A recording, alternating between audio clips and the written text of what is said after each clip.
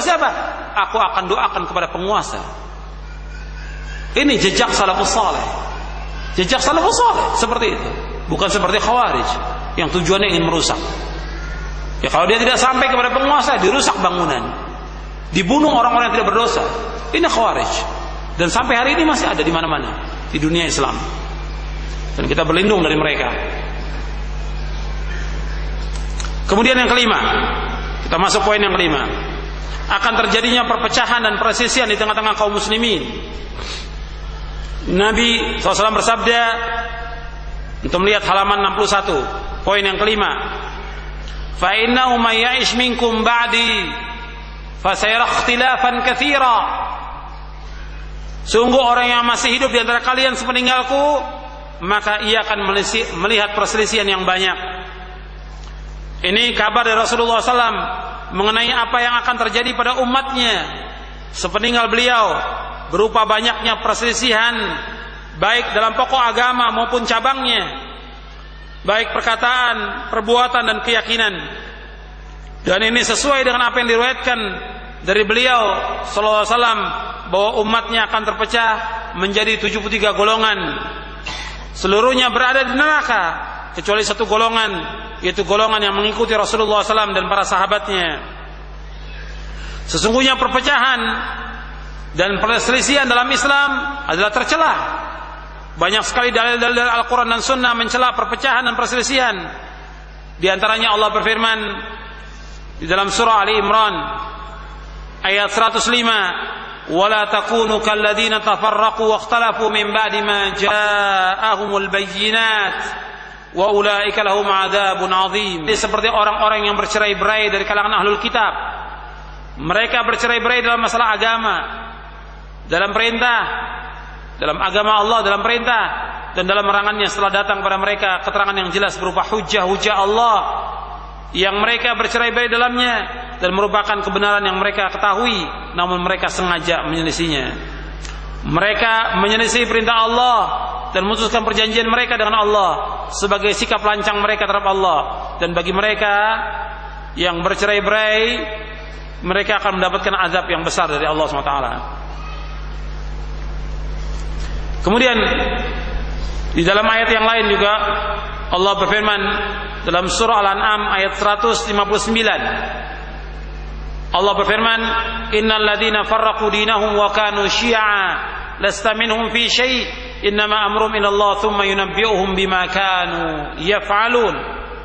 Sesungguhnya orang-orang yang memecah belah agamanya dan mereka menjadi terpecah dalam golongan-golongan, sedikit pun bukan tanggung jawabmu Muhammad atas mereka. Sesungguhnya urusan mereka terserah kepada Allah. Kemudian Allah akan memberitahukan kepada mereka apa yang mereka perbuat. Syekh Abdurrahman bin Nasir As-Sa'di rahimahullah dalam tafsirnya Taisir Kaimir Rahman fi Tafsir Kalamil Mannan, dia mengatakan ayat ini menunjukkan bahwasanya agama memerintahkan untuk berjamaah dan bersatu serta melarang dari perpecahan dan perselisihan dalam prinsip agama, bahkan dalam setiap permasalahan agama, baik yang pokok maupun cabangnya. Kemudian ikhwan fillah, azakumullah, tentang umat ini menjadi terpecah menjadi 73 golongan. Ini hadisnya sahih, riwayat-riwayatnya sahih. Antum lihat di halaman 66. Rasulullah bersabda, halaman 66-67, Nabi bersabda, "Ala inna man qablakum min ahli kitabi iftaraqu ala 72 millah wa inna hadhihi al-millata sataftariqu ala 73 72 fi an-nari wa wahidatun fil jannati wa hiya al-jamaah." Ketahuilah, sesungguhnya orang-orang sebelum kamu dari ahlul kitab telah berpecah belah menjadi 72 golongan. Sesungguhnya umat ini akan terpecah menjadi 73 golongan. 72 golongan tempatnya dalam neraka, dan hanya satu golongan yang dalam surga, yaitu al-jamaah. Hadis ini sahih, diriwayatkan oleh Imam Abu Daud, Ahmad, Al-Hakim, Ad-Darimi, Al-Ajurri dalam kitabnya Syariah Al-Lalikai dalam kitabnya As-Sunnah disahihkan oleh Imam Hakim dan Imam Az-Zahabi dari sahabat Muawiyah bin Abi Sufyan, disahihkan oleh Syekhul Islam Ibnu Taimiyah, disahihkan juga oleh Syekh Albani, dan terdapat dalam silsilah hadits as-sahihah di juz yang pertama. Kemudian dalam hadis yang lain, ketika Nabi menyebutkan tentang al-jamaah, yaitu satu yang masuk surga, Nabi menyebutkan kulluhum fin nari illa millatan wahidatan ma ana alaihi wa ashabi. Semua golongan tersebut tempatnya neraka kecuali satu, yaitu yang aku dan para sahabatku berjalan di atasnya. Hadis ini diriwayatkan oleh Imam Tirmidzi, Hakim dari Abdullah bin Amr. Hadis ini derajatnya hasan.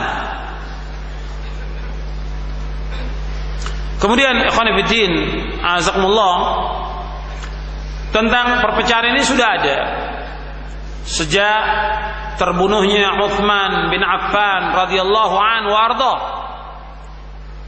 Nabi menyebutkan akan terpecah umat ini, dan terbukti umat ini pecah, dan pokoknya itu 4. Dari ahlul bidah, ahlul ahwa, pokoknya 4. Yang pertama Syiah,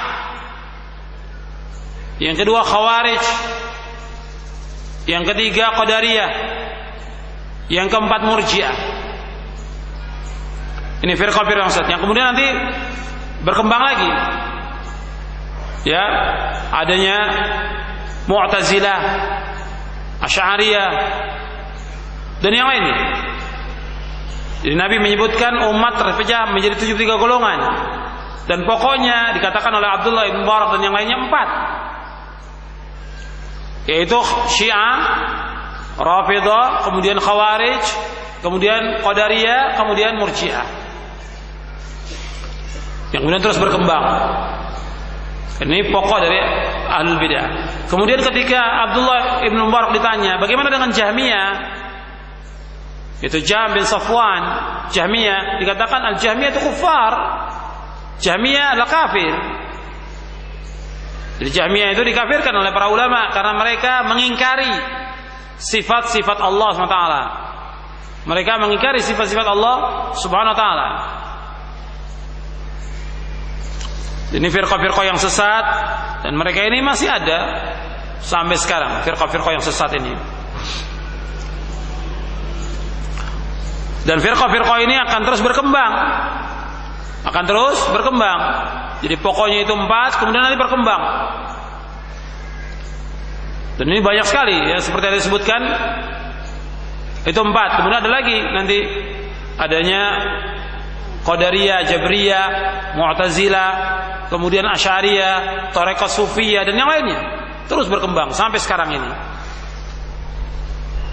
Dan Nabi sallallahu alaihi wasallam setelah menyebutkan akan terjadinya perpecahan di tengah-tengah kaum muslimin, Nabi memberikan jalan keluar. Nabi memberikan solusi agar selamat dari perpecahan tersebut. Kita masuk sekarang poin yang ke-6. Jalan selamat dari perpecahan dan perselisihan adalah dengan berpegang pada Al-Quran dan Sunnah Nabi sallallahu alaihi wasallam menurut pemahaman salafus saleh. Untuk melihat halaman 69. Fa'alaikum bisunnati wa sunnatil khulafa'il mahdiyyin ar-rasyidin. Maka wajib sekalian berpegang teguh kepada sunnahku dan sunnah khulafa'ur rasyidin yang mendapat petunjuk. Jadi berpegang kepada sunnah Nabi sallallahu alaihi wasallam dan sunnah khulafa'ur rasyidin. Apa yang dimaksud dengan sunnah?